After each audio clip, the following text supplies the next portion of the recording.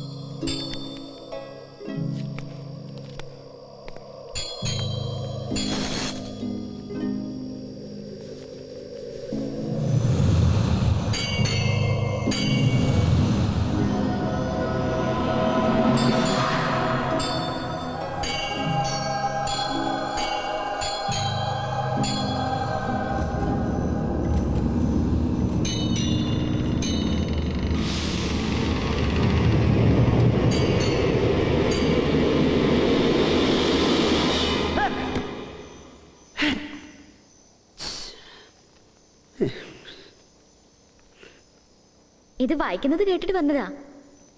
എന്താ നിർത്തിക്കളഞ്ഞത്? ഈ സമയത്തൊന്നും ഒറ്റയ്ക്ക് ഇങ്ങനെ വരാൻ പാടില്ല. ഞാൻ വന്ന അത്ര ഇഷ്ടമായില്ല അല്ലേ?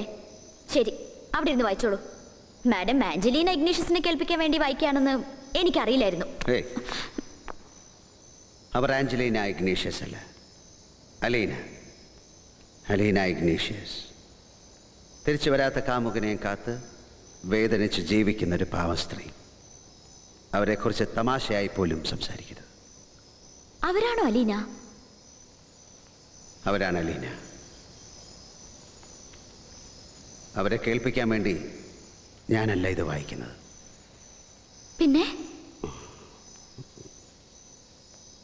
പോയി കിടക്ക്. ഇല്ല, എനിക്ക് കേൾക്കണം. നിങ്ങളിത് വായിക്കുന്നത് ഞാൻ കേട്ടല്ലോ. ഞാനും അത് കേട്ടു. ചില രാത്രികളിൽ ഇതിങ്ങനെ തനിയെ വായിക്കുന്നത് ഞാനും കേൾക്കാറുണ്ട്.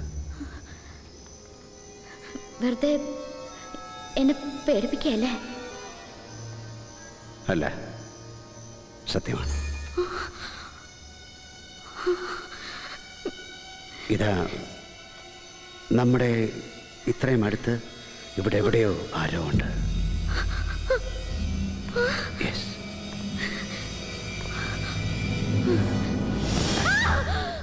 കണ്ടോ?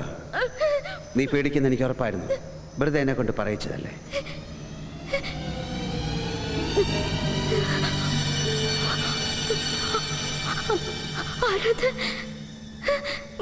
എനിക്കറിയില്ല. ഞാൻ പറയുന്നത് പേടിക്കാതെ കേൾക്കണം. നിന്നെയും ഇരുത്തി സൈക്കിൾ കൊണ്ടുപോയി ബംഗ്ലാവിൻ്റെ ഗേറ്റിൽ അറിയാതെ ഇടിച്ചതല്ല. ആ സമയം ഞാൻ അങ്ങനെ ഒരു ഗേറ്റ് അവിടെ കണ്ടിട്ടേയില്ല. ഞാനിവിടെ വന്നത് പ്രിൻസിപ്പൽ അച്ഛൻ എഴുതി തന്ന ഏതോ ഒരു മേരിയുടെ കഥ പറയാനാണ്. പക്ഷേ അത് മാഡത്തിൻ്റെ കഥയായി ആരും എന്നെ കൊണ്ട് മാറ്റി പറയിക്കുന്നു. അതാരാണ്? മരിച്ചുപോയ അവരുടെ പപ്പയാണോ? അതോ ഇതുവരെ തിരിച്ചു വരാത്ത അവരുടെ കാമുകൻ മഹേശ്വരാണോ? എനിക്കൊന്നും അറിയില്ല. ഒന്നെനിക്കുറപ്പാണ്, ഈ അന്തരീക്ഷത്തിൽ എവിടെയോ ഒരു ശക്തിയുണ്ട്. ആ ശക്തിക്ക് ആരോടോ എന്തോ പറയാനുണ്ട്. Yes, somebody wants to say something to someone.